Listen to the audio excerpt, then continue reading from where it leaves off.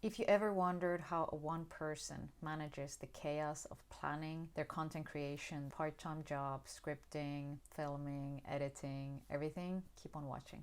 Managing your content creation and your life should not be that difficult, but sometimes it is. Today I'm sharing how I plan my week as a solo creator whose schedule changes every week. And if you're like me, whose studies or work requires flexibility or adapting to it, finding a balance might not be the easiest task. It took some time for me to really fine-tune the way I was planning and scheduling and organizing my life, because the generic planning schedule that you see and you find online just didn't work for me. Firstly, I must admit my weeks look different every time. Yes, they have the same elements in them or happen. And this was really an issue for me when I started content creation and really started writing on my blog, because I understood that I had to have a schedule, but I couldn't have it on a specific day every week because I would never know how my next week would look like. This is because not only do I write photography articles for my blog, I also create videos on TikTok and YouTube, and I work as a photographer, a photo artist, and my part-time job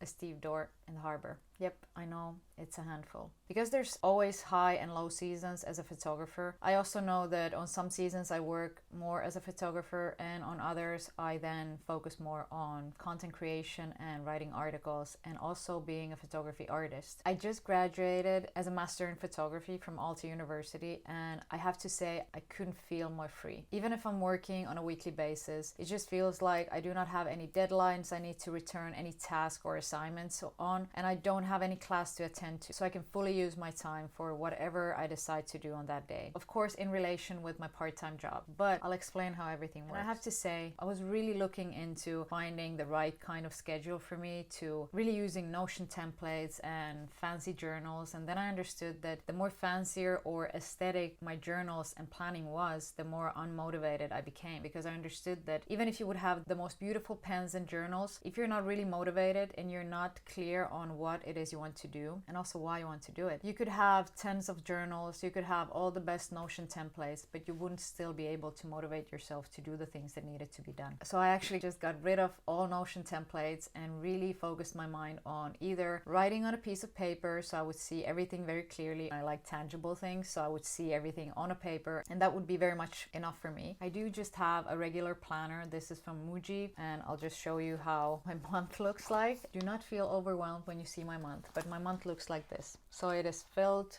with a lot of things: social events, photo shoots, school, well, when I was still studying, work, everything is here. But on top of having this calendar, I usually like to write my daily tasks, so whatever needs to be done on that specific day. So I wake up and just go through the day and the plans that I have for that specific day. I try not to look too much in the future, and by saying this, I don't mean that I don't plan for the month ahead or the year ahead, but I try to focus on that day and see what I can do and not feel too overwhelmed about everything that is not done or everything that I see that I need to do. This will make me so overwhelmed, and I avoid doing it completely. It's really normal to have different seasons for different areas in your life. I usually try to focus on 2 to 3 areas of my life at once. Last year I really focused on my artistic practice because I was given 1-year grant to really find my voice in the work that I was producing. So I was focusing more on that. I was studying as little as possible. Obviously I was also writing my thesis, but I would have to say that I was really not doing much else. I would have a social life, and of course I was exercising and I was doing all these things on the side too, but mainly I was focusing on my artistic practice. I did 1-month residency in Iceland, and I was also writing my thesis at the end of the year because I had to return it in October. So that was pretty much what I was doing last year. This upcoming year I really want to focus more on putting all my effort in content creation, building my photography blog, really creating a sustainable schedule for writing articles, posting them on regular basis, and also growing this channel. So creating videos and finding doable schedule for me personally so that I can film videos, edit them, and then post them, because this is really a process which I wasn't quite aware of how vast it would be when you are creating videos on a weekly basis. First of all, you need to find your unique voice, but you also need to find a schedule that works specifically for you. So don't be discouraged if you're going through all these YouTube videos and everyone's saying that you should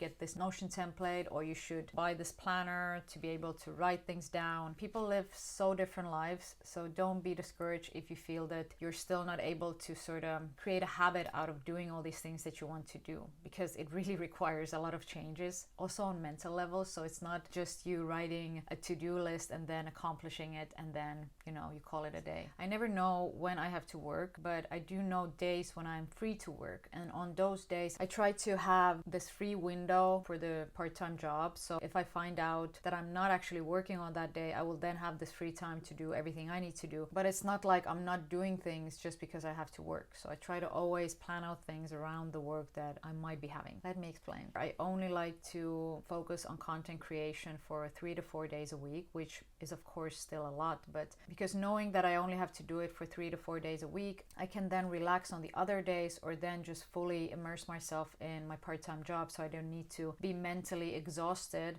because I need to also think about these creative tasks outside content creation days. And I really want to explain how this job works, because I feel that this might help others who are having either a very fluctuating schedule. My job is always changing, and the changing elements in the job is I either work mornings or I either work evenings. I might also work a double shift, but I usually try not to, because I get really exhausted from those and I don't bounce back as fast as I would want to. And this usually somehow affects the rest of the week, how much I exercise, or then also how much I can invest in content creation. So I try to work as much as I need to, but also as little as possible, if you know what I mean. So for example, if I would have a morning shift, I would then know about this morning shift at 3 o'clock in the afternoon on Monday. But if I would have to work on Tuesday evening, I would only find out about this shift on Tuesday morning at 10. So when I'm saying that I'm not sure how many days a week I work or when I actually work, this is what I mean. So it's very changing. Sometimes there's weeks where there's no ships in the harbor, so I don't have to work as much. So then of course I can fully plan out if I'm doing things more on the content creation side, and then I can focus later on the actual part-time job. For this reason, I usually try to have an outline for everything that I need to do during that week. So for instance, if I need to write a blog article, I try to already decide on which day I'm going to start writing it. And then when I have that day, depending on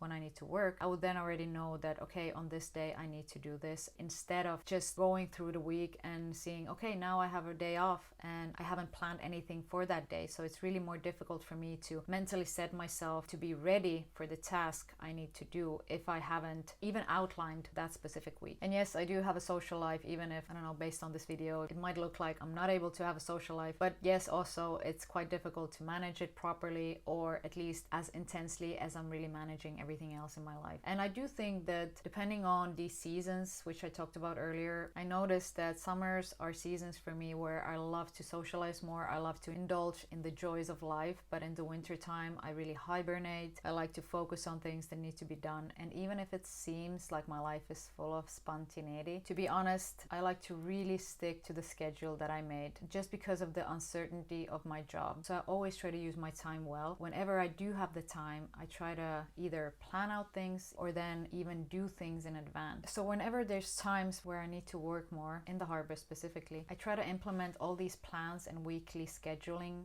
around these working hours. The best thing about this job is that I can always say that I'm not going to be working during a specific week or a specific day. If I feel that I'm behind on posting my articles or creating videos, I might really take the days off work just to do that. And for the next year, I'm specifically planning on implementing a clear schedule for myself, where I am filming, editing on specific days, and then posting the video on roughly the same day every week. This would then really build up the habit of creating any content. Before, when I would just do things whenever I felt like it, do I feel like doing a video? Do I feel like editing it? Why would I feel like editing a video that would take me 10 hours to do? But once I create a habit out of it, I'm actually more able to push myself to do it, and then it becomes easier every time, and it's not difficult to push myself. Of course, there's week where I work less because I have more social events or photo shoots planned, and these are weeks where I try to get a step ahead, kind of do something small to get me moving forward. Now that I've explained this, I can now show you what my weeks actually look like, so how I time block my weeks. Like I said said before, I really like tangible things. Sometimes my desks are filled with paper, just like loose sheets, where I write down to-do tasks for a specific day. But I also notice that I need to sometimes find things very easily. I have sort of moved some of my planning to Google Docs because I feel that I'm really planning out, let's say, next year or just the first 3 months of the year. So just to have kind of an outline of things that I need to do and then cut it down into smaller tasks. I would have separate places where I would do these goals or tasks. And again, Google Docs, it's free. You don't need to think about paying anything. You can just write things down and you will find everything there. It's really easy to use and I feel that it's really accessible also for everyone. I like to start my weeks with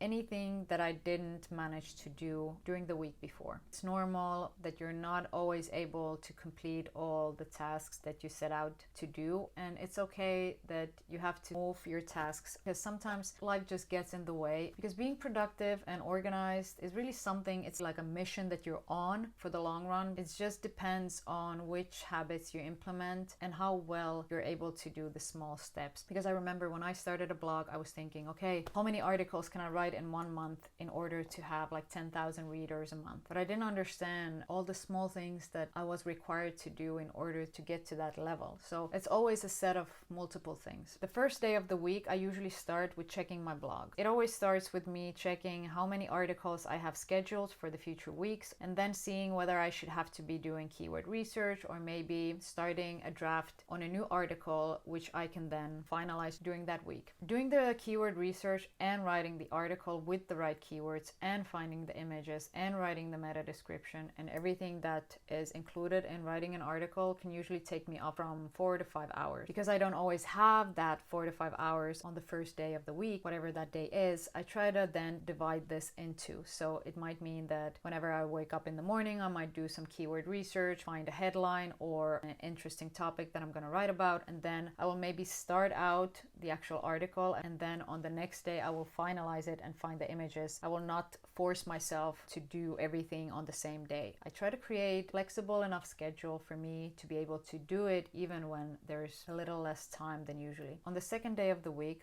I like to script my new YouTube videos. I look for keywords, do research on the videos, thumbnail design, and I decide on a headline. And after that, I will start scripting. Scripting can take me up to 4 hours. It depends a bit on the topic, if I know already a lot on the topic. I also noticed that scripting, filming and editing all on the same day is just too much for me. So what I've now learned to do is I try to script on one day, then I usually film on another day. I don't like to film videos if I only have like this 1 hour window. So I try to have the time to film, and after filming on the same day or the latest on the next day, I start editing. Because for me, rough cutting the video can take somewhere up to 5 hours, and then everything else during the editing, so adding music or adding transitions and filters and stuff like this, will take me another 4 to 5 hours. Because if I am filming whenever I feel rushed or I haven't put myself together for the video, I would feel that I'm emitting the wrong kind of energy in the video, which is super important. I feel like if you're not in the right headspace and you need to talk to your audience and really feel confident, because English is not my native language, I need to be in the right headspace in order for me to know what I want to say and know exactly how to say it. So these are roughly the things that I need to do throughout a week. And this doesn't mean that I do this from Monday to Wednesday or Thursday, but it could actually be that I start on Wednesday and I end on Saturday. Sometimes I can start on Monday, but then I have 2 days of work and the next day is only on Thursday. I would really love to have a clear schedule on weekly things that I do. It would be easy and effortless and everything would get done whenever it should be done. But for now, managing everything, getting things done at the same time just looks like this for me. So you might have a very strange schedule or weird time windows to work on things that you want to sort of move forward. I hope this helps you to be able to move your things forward. And I really suggest you create a schedule that